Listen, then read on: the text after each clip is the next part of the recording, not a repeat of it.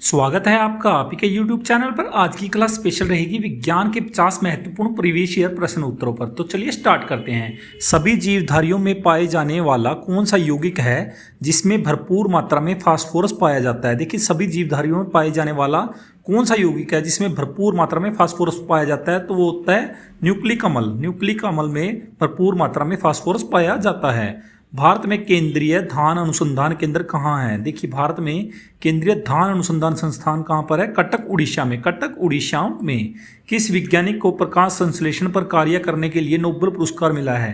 देखिए, किस वैज्ञानिक को प्रकाश संश्लेषण पर कार्य करने के लिए नोबेल मिला है? केल्विन को। ठीक है, केल्विन को नोबेल मिला है। किस पदार्थ की संचय से मांसपेशी में थकावट पैदा होती है? देखिए, कौन सा पदार्थ ऐसा है जिसके संचय से मांसपेशी में थकावट पैदा होती है? तो लैक्टिक अम्ल। लैक्टिक अम्ल के संचय से मांसपेशियों में थकावट लगती है इंसान को। किन रुधिर कोशिकाओं की मदद से रोगों के प्रतिरोध पैदा होता है?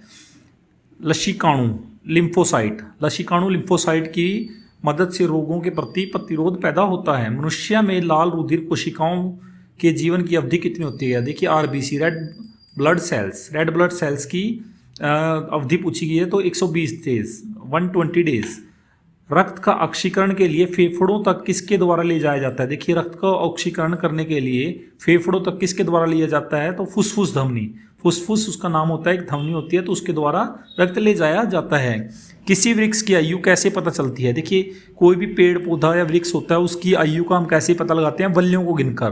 देखिए, जो उसके वार्षिक वल्ले होते हैं उनको गिनकर पता चलता है कि उसकी आयु कितनी है। जल संवर्धन हाइड्रोपोनिक्स क्या है? देखिए, हाइड्रोपोनिक्स क्या होता है? बिना मिट्टी के पादप उगाना। देखिए, बिना मिट्टी की कई चीज़ें उग जाती हैं तो उसको हाइड्रोपोनिक्स कहा जाता है। किस वैज्ञानिक को आनुवंशिकी का पिता कहा जाता है? आनुवंशिकी का फादर किसे कहा जाता है? ग्रेगर मेंडल को। ग्रेगर मेंडल को आनुवंशिकी का फादर कहा जाता है।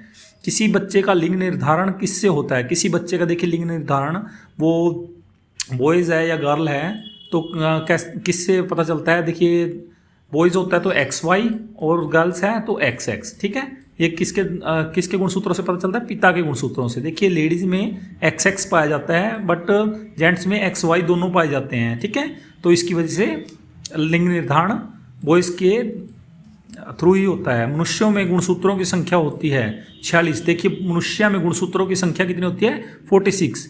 जो लोग मक्का को मुख्य अनाज की तरह आहार में लेते हैं उनमें किस विटामिन की कमी की संभावना रहती है? देखिए, मक्का जो अनाज होता है तो उसको अगर वो भरपूर मात्रा में लेते हैं तो उनमें विटामिन बी की कमी मिलती है। किसी सदिश का परिमाप कभी भी नहीं हो सकता ऋणात्मक। किसी भी सदिश राशि होती हैं जो उनका परिमाप कभी भी ऋणात्मक नहीं हो सकता। ऋणात्मक मतलब नेगेटिव में नहीं हो सकता। कपास रेशा किससे प्राप्त होता है? कपास रेशा किससे प्राप्त होता है? बीजों से। कपास जो होती है वो किससे प्राप्त होती है? बीजों से। वाणिज्यिक कमर्शियल काग किसके छाल से प्राप्त होता है? वाणिज्यिक जो कमर्शियल काग होते हैं के छाल होते हैं किससे प्राप्त होते हैं? ब्लूथ ओक से प्राप्त होते हैं। पश्मीना ऊन बकरी के किस नस्ल से प्राप्त होती है? देखिए, पश्मीना ऊन बहुत फेमस होती है। बकरी किस नस्ल से प्राप्त होती है? चेंगथंगी नस्ल की एक बकरी होती है, उससे पश्मीना ऊन प्राप्त होती है। ये भी आपको पता होना चाहिए। देखिए, दूसरा क्वेश्चन क्या बनता है? पश्मीना ऊन किस पशु से मिलता है? तो वो बकरी से मिलता है। मवेशियों में बांझपन किस रोग के कारण होता है? देखिए, मवेशियों में बांझपन किस रोग की वजह से होता है? बैंग रोग होता है तो उसकी वजह से इनमें बांझपन होता है। अधिक शराब पीने वाले लोग अधिकांशतः किस बीमारी से मरते हैं? देखिए, जो अधिक ड्रिंक वगैरह करते हैं तो उनमें कौन सा रोग होता है? शूत्रण रोग, सिरोसिस रोग या शूत्रण रोग आप कह सकते हो। राइबोसोम जिसका कार्य करती है ये प्रोटीन संश्लेषण का कार्य करती है। राइबोसोम क्या कार्य करती है? ये प्रोटीन संश्लेषण का कार्य करती है। मरुस्थल में उगने वाले पौधे क्या कहलाते हैं? देखिए, मरुस्थल रेतीले इलाके में जो पौधे उगते हैं उनको कहते हैं मरूदभिद। कृत्रिम गुर्दा किस सिद्धांत पर कार्य करता है? कृत्रिम गुर्दा अपोहन या डायलिसिस बोल सकते हैं आप इसको। डायलिसिस के सिद्धांत पर कार्य करता है। एक व्यक्ति की आंखों का रंग काला, नीला या भूरा उस वर्ण पिगमेंट पर आश्रित है किसमें पाया जाता है? परितारिका या आइरिस ही लिखा आता है मेनली। तो आइरिस की वजह से ही किसी भी व्यक्ति की आंखों का रंग डिसाइड होता है, वो काली हैं, नीली हैं या भूरी हैं, तो आइरिस के कारण ही वो होता है। जब आंख में धूल चली जाती है तो कौन सा हिस्सा सूजकर गुलाबी हो जाता है? देखिए आपके साथ भी हुआ होगा कि आंखों में धूल चली जाती है तो वो सूजकर गुलाबी हो जाता है। तो नेत्रश्लेष्मा कंजक्टिवा, ठीक है। बच्चे के दूध पीते समय स्तनों में दूध का निष्कासन किसकी मदद से होता है? बच्चे के दूध पीते समय स्तनों में दूध का निष्कासन किसकी मदद से होता है? ऑक्सीटोसिन की वजह से दूध का स्रावन होता है। निषेचन सामान्यतः कहाँ होता है? देखिए निषेचन संभवतः होता है फैलोपियन ट्यूब में या डिम वाहिनी नली कहा जाता है इसको, डिम वाहिनी नली। कृत्रिम वीर्यसेचन के उद्देश्य से वृषभ वीर्य को किसमें संचित किया जाता है? देखिए कृत्रिम वीर्यसेचन के उद्देश्य से वृषभ वीर्य को किसमें संचित किया जाता है? द्रव नाइट्रोजन में। किसमें? द्रव नाइट्रोजन में। किसी पादप का पुष्प सबसे बड़ा होता है? किस पादप का पुष्प सबसे बड़ा होता है? रेफ्लेशिया का फूल सबसे बड़ा होता है। असत्य फल मुख्य रूप से कौन कौन से हैं? असत्य फल नारियल हो गया, कटहल और सेब। नारियल, कटहल और सेब असत्य फल में आते हैं। ताजे निकले मूत्र में कोई खास गंध नहीं आती, लेकिन कुछ समय बाद उसमें अमोनिया जैसी तेज गंध आने लगती है। क्यों? क्योंकि जीवाणुओं द्वारा यूरिया अमोनिया में बदल जाता है। देखिए ताजे मूत्र में इतनी गंध नहीं आती, बट कुछ टाइम बाद उसमें गंध आनी स्टार्ट हो जाती है। वो किस वजह से होती है? जीवाणुओं द्वारा यूरिया अमोनिया में बदल जाता है। किस मछली में शल्क नहीं होते? कैटफिश में शल्क नहीं पाए जाते।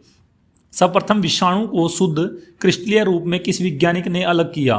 W.M. स्टेन ने सर्वप्रथम विषाणु को शुद्ध क्रिस्टलीय रूप से वैज्ञानिक में अलग किया था। ग्रेगर मेंडल ने किस पौधे पर शोध कर आनुवंशिक सिद्धांत का प्रतिपादन किया? ग्रेगर मेंडल ने किस पौधे पर शोध किया था? तो मटर के पौधे पर। लिटमस किस में मिलता है? लिटमस लाइकन से। लिटमस किससे मिलता है? लाइकन से। मलेरिया के उपचार की दवा किस स्रोत से प्राप्त किया जाता है? सिनकोना वृक्ष से मलेरिया के उपचार की दवा प्राप्त की जाती है। भोपाल में 1984 में जो गैस लीक हुई थी वो कौन सी गैस थी? Methyl isocyanate. भैंस में मुख्य नस्लें कौन कौन सी हैं? मुर्रा, सुरती, भदवाड़ी, जाफराबादी और महसाना। ये देखिए भैंस की नस्लें हैं। मुर्रा इनमें से बहुत फेमस नस्ल होती है जो हरियाणा और पंजाब एरिया में मिलती है, मेनली हरियाणा में ही मिलती है नस्ल। केंद्रीय बकरी अनुसंधान संस्थान की स्थापना कहाँ की गई थी? केंद्रीय बकरी अनुसंधान संस्थान की स्थापना उत्तर प्रदेश के मथुरा के पास की गई थी। मखदूम में राष्ट्रीय ऊंट अनुसंधान केंद्र कहाँ है? बीकानेर राजस्थान में। दालचीनी कहाँ से प्राप्त होती है? दालचीनी वृक्षों के छाल से। दालचीनी कहाँ से प्राप्त होती है? वृक्षों के छाल से। मसालों की रानी किसे कहा जाता है? इलायची। मसालों की रानी इलायची को कहा जाता है। फूलों का अध्ययन कहलाता है एंथोलॉजी।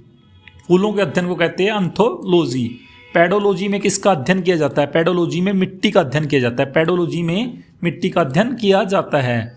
सस्टीमा नेचर किसकी पुस्तक है? Karl Linnaeus. किसकी पुस्तक है? कार्ल लिनियस की। दूध से दही के रूप में जमने का कारण क्या है? लैक्टोबैसिलस के कारण ही दूध दही में जम जाता है। विषाणु में क्या होता है? विषाणु में न्यूक्लिक एसिड और प्रोटीन। जंतुओं में होने वाली फूट एंड माउथ रोग किसके कारण से उत्पन्न होता है? विषाणु। देखिए वायरस के कारण होता है फूट एंड माउथ रोग, तो विषाणु। किस शैवाल में आयोडीन प्राप्त होता है? लेमिनेरिया शैवाल से आयोडीन प्राप्त होता है। तो ये थे आपके लिए इंपॉर्टेंट क्लास। तो कैसी लगी आपको क्लास? Thanks for watching.